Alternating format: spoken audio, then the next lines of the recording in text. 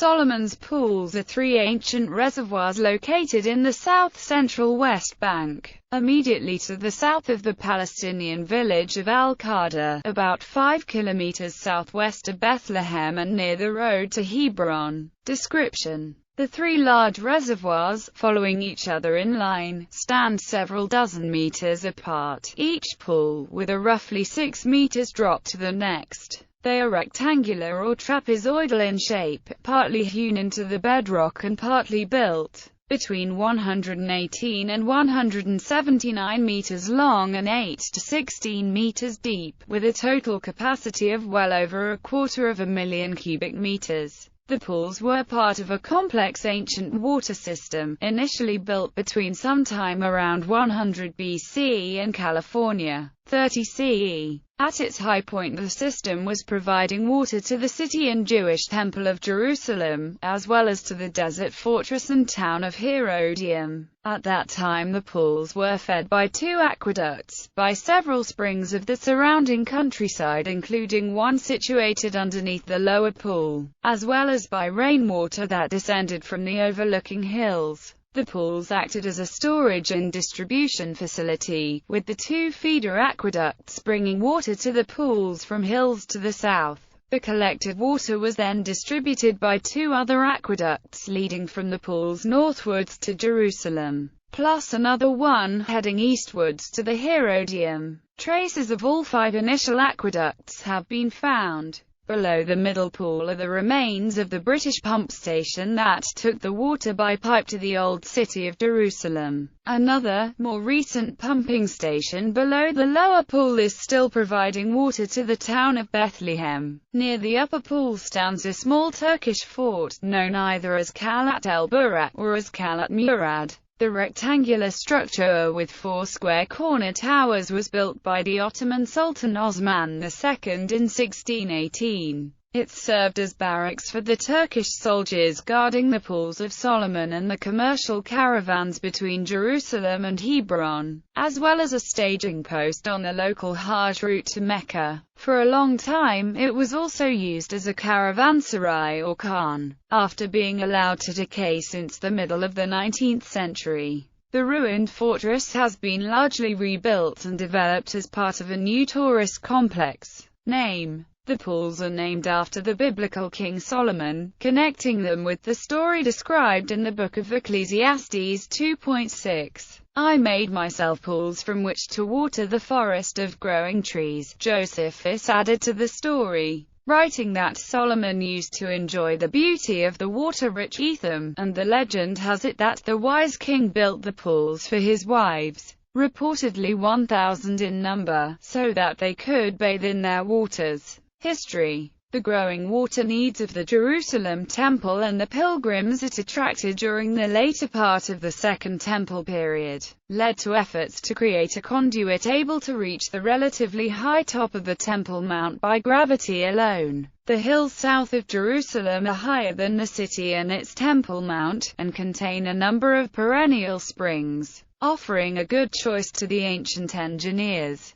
The water system gradually created consisted of two aqueducts feeding the pools, which themselves acted as a collection and distribution facility, and three further aqueducts carrying the water north to Jerusalem and to Herodium. Together, the five aqueducts totaled some 80 kilometers in length. Recent evidence suggests that the lower pool was probably constructed during the Hasmonean period, between mid-2nd and mid-1st century BCE. It is connected to the so-called lower or low-level aqueduct, built at the same time, which carries the water over a distance of 21.5 kilometers to the Temple Mount in Jerusalem. A second phase occurred when Herod the Great, using Roman engineering and in connection with his rebuilding program of the Second Temple, created the sophisticated Wadi el-Ba'ir aqueduct, which fed the upper pool. The aqueduct was partially built as a tunnel which collected underground water from the aquifer it was passing through, in the way of Okanit. To supplement the spring water and surface runoff it was also carrying water from the same upper pool was taken to Jerusalem's upper city, where Herod had erected his new palace.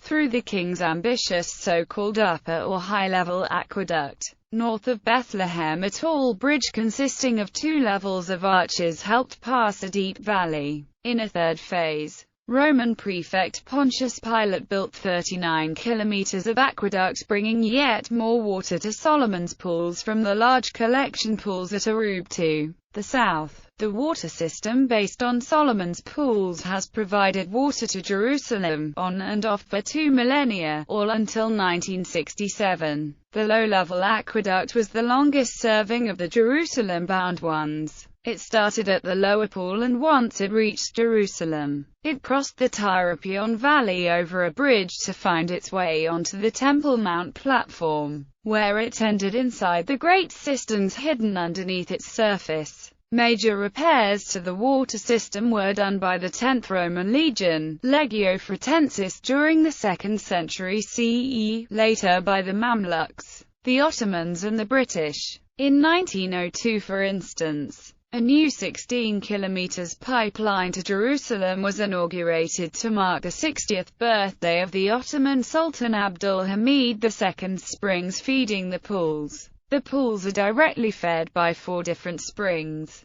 The most prominent is Ain Salah, at the head of the Wadi Irtis, about 200 meters to the northwest of the upper pool. The spring water is transferred to the upper pool by a large subterranean passage. From the same direction comes the water of Ain Burak. Ain Natan or Ain Atam is located southeast of the lower pool, while Ain Farouye is right underneath that pool. Present day. Today the water from the pools reaches only to Bethlehem. The aqueduct beyond this has been destroyed once taken out of use in 1967. The 3 pools are surrounded by pine trees. The area around them has provided a pleasant atmosphere for picnics and relaxation over the centuries. On the north side, at the entry to the park, the Ottoman fort has been developed as part of a new tourist complex, housing among other things a museum of ethnography and history, and a restaurant with a garden area. The larger complex is planned to include the entire area around the 3 pools, including a conference center, recreational spaces,